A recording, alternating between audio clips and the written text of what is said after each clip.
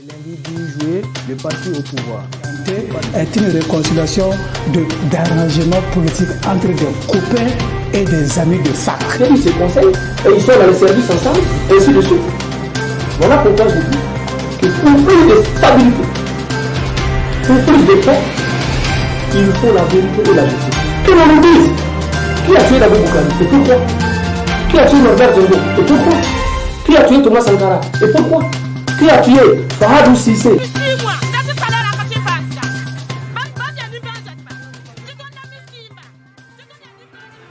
Mesdames, Messieurs, bonsoir et soyez les bienvenus à cette émission consacrée au drame de Koudougou. À Koudougou, la mauvaise exécution des marchés publics fait perdre la vie à 4 Burkinabés. L'incident s'est déroulé dans le temple du savoir à l'université Norbert Zongo, alors que l'entreprise en charge de la construction d'un bâtiment procédait au découpage d'une dalle. Vous l'aurez compris, nous sommes bien dans le secteur du BTP. C'est une indignation générale au sein de la population qui ne comprend pas pourquoi est-ce que à chaque saison hivernale, des édifices publics tombent comme des châteaux de cartes, créant mort d'homme sans que personne ne soit inquiété. On en parle sur ce plateau avec le président, le porte-parole du syndicat, du collectif de syndicats du BTP au Burkina Faso. Bonsoir, monsieur Abdoul Karim Ouedraogo. Bonsoir, monsieur. Bonsoir aux téléspectateurs. Soyez les bienvenus à cette émission. Merci beaucoup de nous inviter à cette émission pour parler justement des immeubles qui s'écroulent au Burkina Faso. Alors, je le disais tantôt, vous êtes le porte-parole du collectif du syndicat du BTP au Burkina Faso, un collectif qui regroupe 4 syndicats du BTP au Burkina Faso. Alors, d'entrée de jeu, comment est-ce que vous avez accueilli cet incident, j'allais dire ce énième incident qui survient donc dans votre secteur d'activité? Merci beaucoup. C'est avec amertume que nous avons accueilli cet incident. Et cet accident et ces drames, parce que, disons-le avec les mots qu'il sied, c'est une hécatombe. Si on prend ce qui s'est passé, on ne pourrait pas imaginer qu'une infrastructure qui a été confiée par l'État à une entreprise qui s'est exécutée en plus dans un centre du savoir puisse s'écrouler de cette façon avec mort d'homme. Donc vraiment, c'est avec désolation que nous avons accueilli cet énième effondrement d'immeubles ou d'infrastructures en construction au Burkina. Et ça nous remonte au niveau des organisations syndicales du secteur des BTP. Alors, M. Ouedraogo, vous êtes acteur de ce secteur. J'allais dire, vous êtes dans le secret de ce domaine-là. Qu'est-ce qui peut bien expliquer? Parce que vous l'avez dit, c'est la énième fois qu'on assiste à cela. Qu'est-ce qui peut bien expliquer cela? Il y a plusieurs explications possibles pour cet incident. D'abord, c'est, comme vous dites, c'est la mauvaise exécution des travaux d'infrastructure. Normalement, pour qu'un chantier de cette envergure-là se réalise, il y a toute une procédure à respecter. D'abord, il faut un document technique qui spécifie un peu comment l'infrastructure sera construite, avec quels matériaux et suivant quel délai, etc. Ce document technique est bien produit puisque c'est sur cette base-là que les entreprises ont fait les appels d'offres pour pouvoir avoir le marché. Alors, donc, si l'entreprise chargée d'exécuter ne respecte pas le cahier des charges, c'est-à-dire les spécifications techniques, la composition des agrégats entrant dans la construction de l'immeuble, et c'est vrai que bon, ça ne peut pas tenir par rapport aux intempéries et ça va s'écrouler. Ensuite, il y a l'aspect lié même à la qualification des gens qui sont chargés de réaliser l'infrastructure. Vous savez, il y a beaucoup d'entreprises qui prennent les CV de personnel qualifié, des ingénieurs, des techniciens supérieurs, des ouvriers qualifiés qui sont nécessaires pour la réalisation de l'infrastructure et ils remettent ça dans leur dossier pour avoir le marché. Mais une fois que le marché est obtenu, vous allez vous rendre compte que sur le terrain, c'est des gens qui ne sont pas qualifiés du tout. On cherche des anciens maçons, des gens qui ont travaillé plusieurs années, mais qui n'ont aucune qualification en fait pour pouvoir réaliser l'ouvrage, pour pouvoir économiser de l'argent. Bon, il y a cet aspect lié au contrôle de l'exécution des travaux. Un chantier de ce genre-là, vous allez vous rendre compte que même dans le contrat comment dirais-je, le marché qui a été attribué à l'entreprise, un autre marché a été attribué à une entreprise technique pour le suivi et le contrôle des travaux.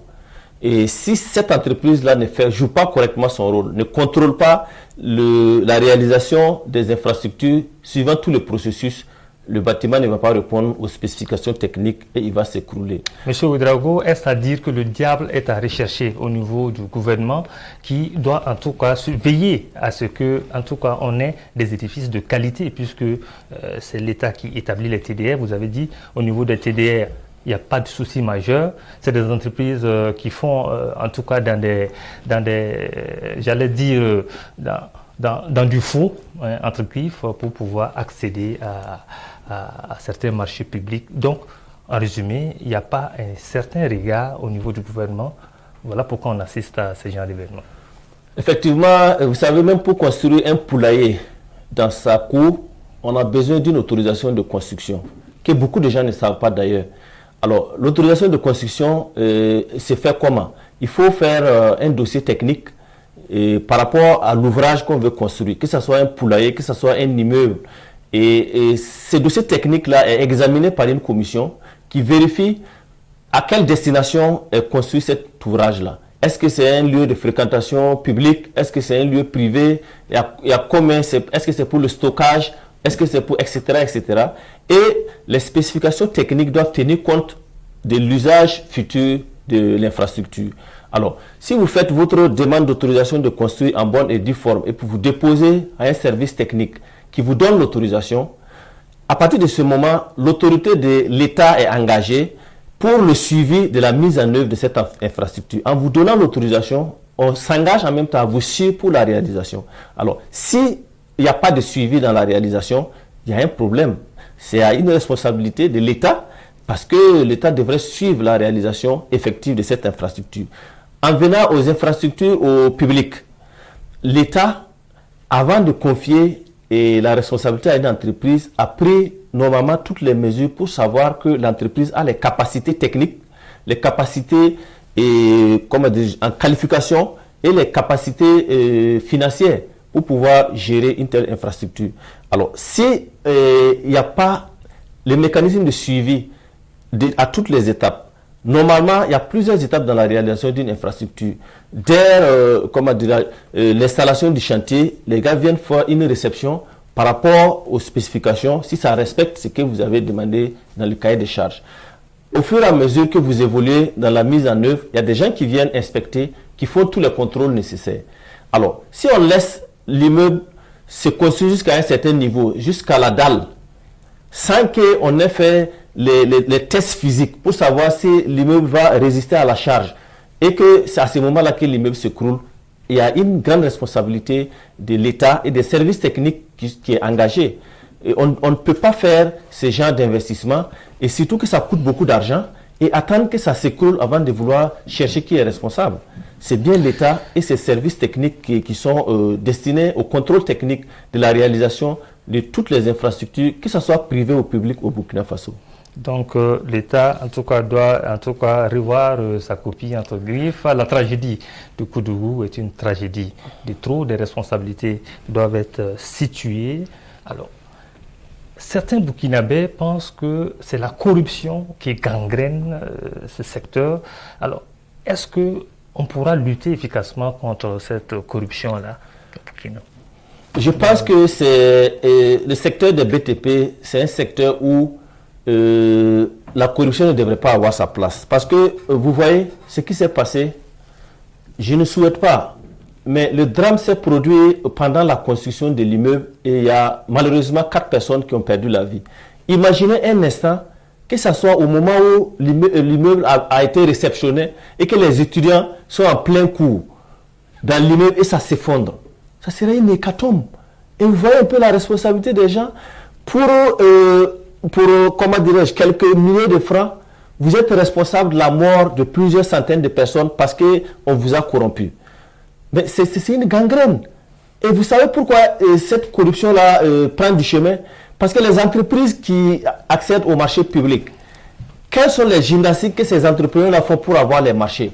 Vous allez voir que sur toute la ligne, il faut qu'ils fassent la corruption à beaucoup de gens pour pouvoir avoir le marché. Dans la réalisation, si vous enlevez l'argent de la corruption, l'entreprise voudra rattraper son argent dans les agrégats, dans le dosage du ciment, dans les spécifications, le fer et autres qu'il doit mettre là. Il va tout faire pour enlever l'argent qu'il a pris pour corrompre les gens dans l'infrastructure. Comment cette infrastructure peut être construite en suivant les normes? C'est pas vrai. Et ensuite, ceux qui sont chargés de venir faire le contrôle, généralement, avant qu'ils n'arrivent sur le lieu de contrôle, ils ont déjà été corrompus. Quand ils voient une faille, ils ferment et puis ils continuent. Dans tous les cas, c'est pas chez moi. Quel que soit ce qui va arriver, ça m'engage pas. Mais ça t'engage parce que tu as responsabilité. Même si c'est 20 ans après que l'immeuble s'est écroulé, tu as une responsabilité parce que tu n'as pas joué le rôle que tu aurais pu jouer pendant le contrôle pour éviter ce genre d'incidents. Et je vais vous dire une chose. Le Burkina contracte des crédits importants et s'endette pour plusieurs décennies pour la réalisation de ces infrastructures-là. À l'université de Koudougou, on parle de 20 milliards pour le projet. Mais si vous contractez 20 milliards pour réaliser une infrastructure, et ce qui est arrivé là, vous voyez comment on met en retard, est-ce qu'on aura encore de l'argent pour réaliser l'infrastructure qu'on devait réaliser? Où on va avoir cet argent? Et on met en péril l'avenir du pays parce qu'on hypothèque plusieurs générations parce qu'on a mal réalisé une infrastructure. Ça, c'est intolérable. Il faut qu'on arrête ça. C'est intolérable. Je l'ai dit tantôt. Ce énième incident a créé une indignation générale au sein de la population. Certains Burkinabés estiment que la mauvaise exécution des marchés publics devrait être érigée en infraction. Est-ce que vous pensez que ça sera, en tout cas, la solution pérenne à ce problème qu'on a dans l'exécution des marchés publics au Burkina? Ça, c'est déjà une infraction. Je pense que le tribunal de Koudougou s'est saisi de ce dossier et j'espère que ça ne va pas se terminer dans les tiroirs comme beaucoup de dossiers. Et quand on voit, on fait beaucoup de bruit autour, on dit on va se saisir, on va sanctionner et après on ne voit rien. Est-ce à dire que le syndicat va poursuivre cette affaire? On sera vigilant et on va suivre jusqu'au bout pour que les responsabilités soient situées et que les gens soient sanctionnés. On ne peut pas tolérer que les gens perdent la vie pendant que d'autres gens se sucrent à cause de la corruption et on laisse des infrastructures s'écrouler sur des gens de manière impunie. L'entreprise incriminée a-t-elle un lien avec le collectif? L'entreprise n'a pas de lien, comme je vous ai dit, et dans le secteur du BTP au Burkina, pour qu'un travailleur puisse adhérer au syndicat, c'est la croix et la bannière. Pourquoi? La plupart des gens que vous voyez sur les chantiers de construction, moins de 20% ont un contrat de travail avec l'entreprise.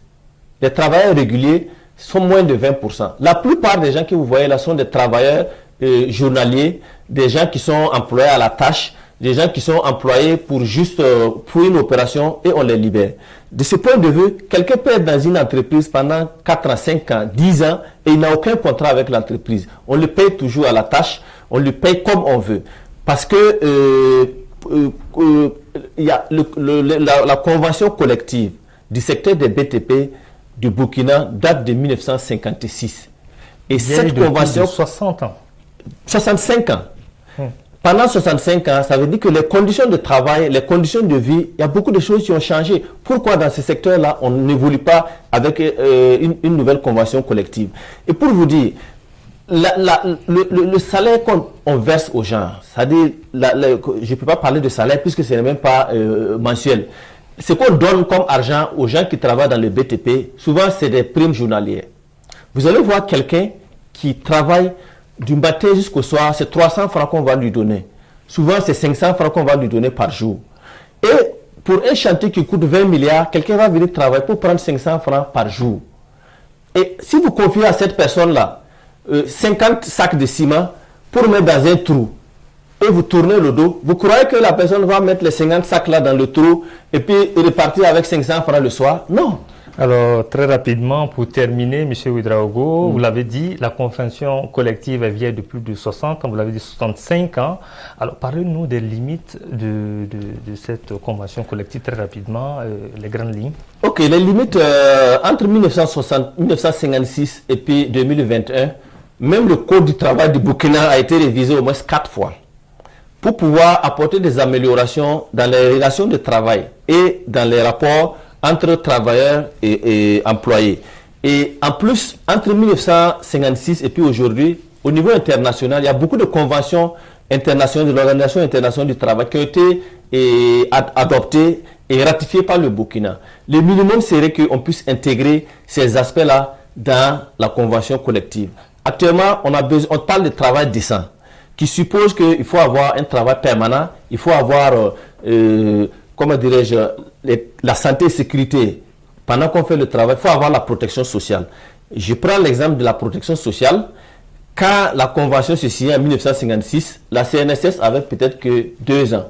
Donc, c'était seulement les travailleurs publics même qui étaient concernés par cette convention-là. Aujourd'hui, la plupart des travailleurs dans le secteur du BTP se trouvent dans le privé. Depuis qu'on a privatisé les travaux publics et il y a des entreprises qui sont venues, la majeure partie des travailleurs se trouvent dans le privé. Donc, ils sont régis par le Code du travail et par une convention collective. Donc, tout ça, c'est un certain nombre d'éléments qui concourent à ce qu'on revienne sur cette convention collective et qu'on fixe, par exemple, des minima de salaire. Je vous donne un exemple. Pour une rémunération... Alors, on est d'accord, M. Ouédraogo, que c'est une convention qui est assez vieille, qui a besoin d'être toilettée à l'heure actuelle. Merci pour être venu échanger sur ce problème d'effondrement de bâtiments dans notre pays et dont la dernière en date a fait 4 victimes dans la ville de Koudougou, dont 3 étudiants en stage de formation et un ouvrier. Espérons que les responsabilités soient situées au plus vite. Je rappelle que c'était un instant M. Abdoul Karim Ouédraogo. Il est le porte-parole du collectif du syndicat du BTP au Burkina Faso. À vous, chers téléspectateurs, merci de votre fidélité et rendez-vous très prochainement pour un autre sujet de débat. C'est du moins ce qu'a laissé entendre ce lundi 10 juillet le parti au pouvoir. Est une réconciliation d'arrangement politique entre des copains et des amis de fac. Ils se conseillent et ils sont dans le service ensemble et ainsi de suite. Voilà pourquoi je dis que pour plus de stabilité, pour plus de paix, il faut la vérité et la justice. Que l'on nous dise qui a tué Dabou Boukari et pourquoi?